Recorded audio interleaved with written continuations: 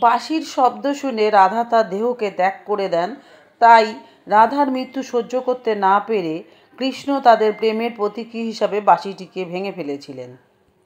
তো কৃষ্ণের বাঁশিটা কেন ভাঙা হয়েছিল আর রাধার মৃত্যুর সাথে এর কিসের সম্পর্ক, আজকে এটা নিয়েই কি কাহিনী সেটাই আমি আপনাদের সাথে শেয়ার করব। বন্ধুরা, আজকে হচ্ছে শুক্রবার, খুব ভালো করে জানেন শুক্রবার মানে হচ্ছে রাধা কৃষ্ণের দিন, কৃষ্ণের দিন, রাধার দিন।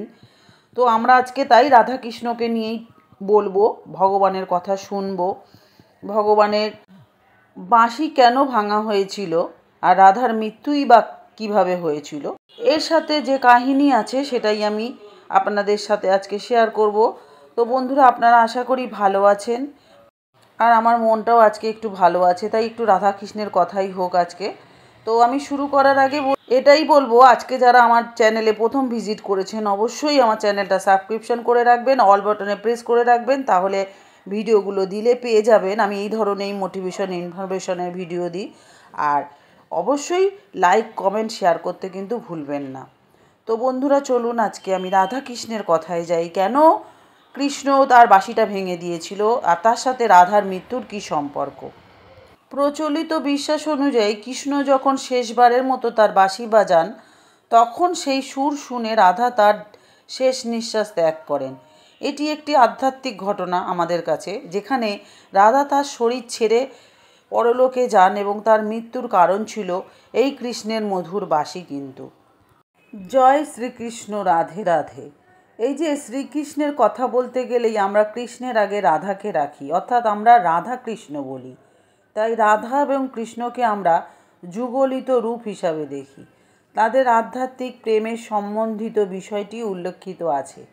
কিন্তু কৃষ্ণ চলে যাওয়ার পরে রাধারানীর কী হলো এবং কেনই বা কৃষ্ণ তার বাঁশি ভেঙেছিলেন জানেন সেটা? শ্রীকৃষ্ণের কাছে দুটি জিনিস সবথেকে প্রিয় ছিল, সেটা হলো তার বাঁশি আর একটা হলো রাধা। আর শ্রীকৃষ্ণের এই বাঁশির শব্দ শুনে কিন্তু রাধা শ্রীকৃষ্ণের প্রতি আকৃষ্ট হয়ে চলে আসতেন। আর এই কারণেই শ্রীকৃষ্ণ তার বাঁশিটিকে সবসময় নিজের কাছে রাখতেন, যাতে বাঁশি বাজালেই রাধা চলে আসতে পারেন। তাই শ্রীকৃষ্ণ এবং রাধার প্রেমের প্রতীক হিসাবে গণ্য করা হয় শ্রীকৃষ্ণের এই সুন্দর বাঁশিটিকে। রাধারানীর মৃত্যু হয়েছিল নাকি হয়নি এবং মৃত্যু হলেও কিভাবে হয়েছিল, এই নিয়ে রয়েছে নানান মতামত।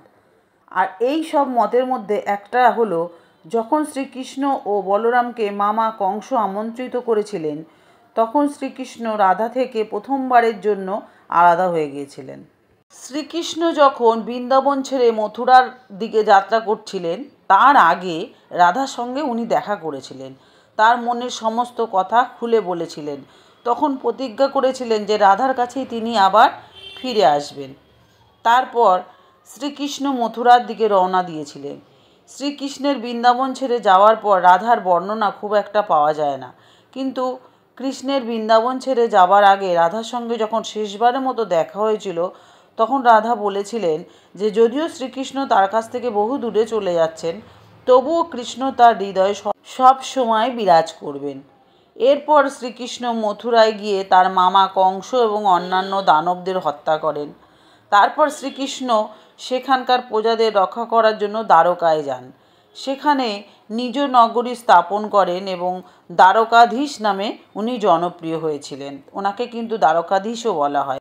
এদিকে শ্রীকৃষ্ণের বৃন্দাবন ছাড়ার পর রাধার আয়ন ঘোষের স্ত্রী হওয়ায় তার স্ত্রী ধর্ম নিষ্ঠার সাথে পালন করেন, কিন্তু রাধার হৃদয় কিন্তু সবসময় কৃষ্ণের জন্য সমর্পণ ছিল।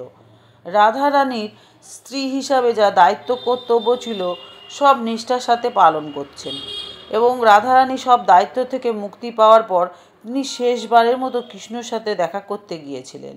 রাধা দ্বারকায় যাওয়ার পর তিনি কৃষ্ণের রুক্মিণী এবং সত্যভামার বিয়ের কথা শুনেছিলেন, কিন্তু রাধা একটুও কষ্ট পাননি, বরং উনি খুশি হয়েছিলেন।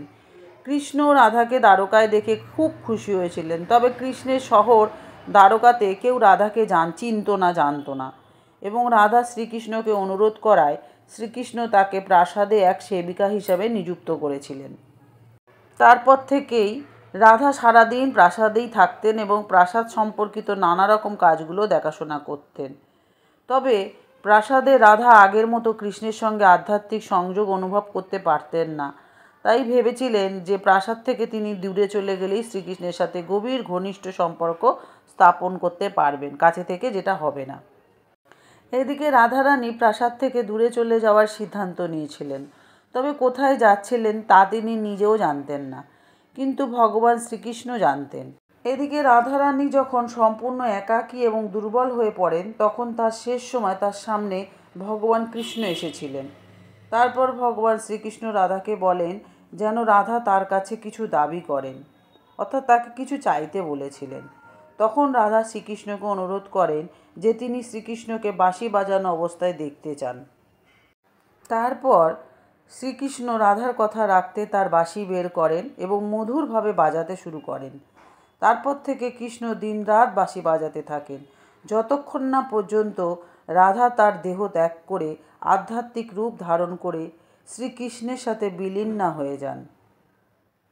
আর সেই মধুর বাঁশির শব্দ শুনে রাধা তার দেহ ত্যাগ করে দেন।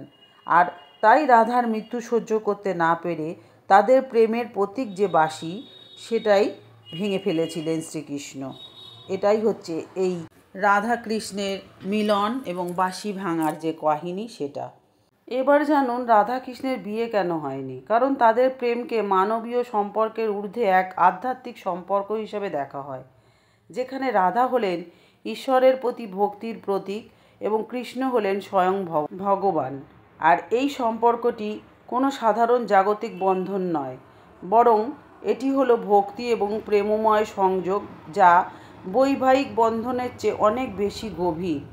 রাধার অস্তিত্বকে কৃষ্ণের প্রতি অকৃত্রিম ভালোবাসার প্রতীক হিসাবে দেখা হয়, আর রাধা হলেন ভক্তি এবং ঈশ্বরের প্রতি আত্মোৎসর্গের প্রতীক।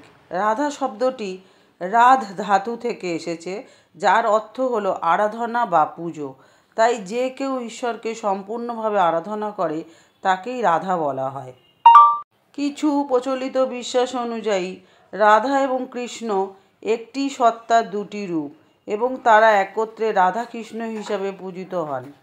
তারা একে অপরের পরিপূরক এবং তাদের প্রেম মানবীয় সম্পর্কের ঊর্ধ্বে এক আধ্যাত্মিক মিলন। যদিও কৃষ্ণ এবং রাধার মধ্যে বিবাহ হয়নি, তবুও কৃষ্ণের অনেক বিবাহিত স্ত্রী ছিলেন, যাদের মধ্যে 8 জন প্রধান সহধর্মিণী এবং আরও অনেক নারী ছিলেন যাদের তিনি উদ্ধার করেছিলেন। রাধার স্বামীর নাম তো আপনারা জানেন, ওনার নাম ছিল অভিমন্যু, যিনি স্থানীয়ভাবে আয়ান ঘোষ নামে পরিচিত ছিলেন। যদিও রাধাকৃষ্ণের প্রেম কাহিনী বিখ্যাত, কিন্তু রাধা অভিমন্যুকে বিবাহ করেছিলেন এটি একটি নামমাত্র বিবাহ ছিল এবং রাধা তার শ্বশুরবাড়িতেই বাস করতেন। তার ওখান থেকেই কৃষ্ণের সাথে তার দেখা হতো। এই হলো রাধা কৃষ্ণের গল্প। রাধা কে ছিলেন, ছোট করে আমি বললাম কিভাবে রাধার মৃত্যু হয়েছিল, কৃষ্ণ তার বাঁশি বা কেন ভেঙেছিলেন, একটু ছোট করে আমি আপনাদের সাথে শেয়ার করলাম। এরপরে রাধার উপরে আরেকটা আমি ভিডিও আনবো, আপনারা চোখ রাখুন আমার এই চ্যানেলে। আর কেমন লাগলো বন্ধুরা আমাকে কিন্তু কমেন্ট করে জানাতে ভুলবেন না, আর কমেন্ট করে অবশ্যই জয় শ্রীকৃষ্ণ রাধে রাধে লিখতে কিন্তু ভুলবেন না।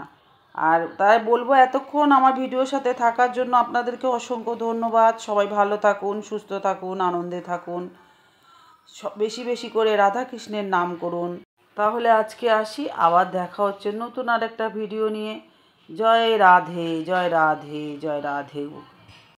হরে কৃষ্ণ। ওম নমো বাসুদেবায় নমঃ।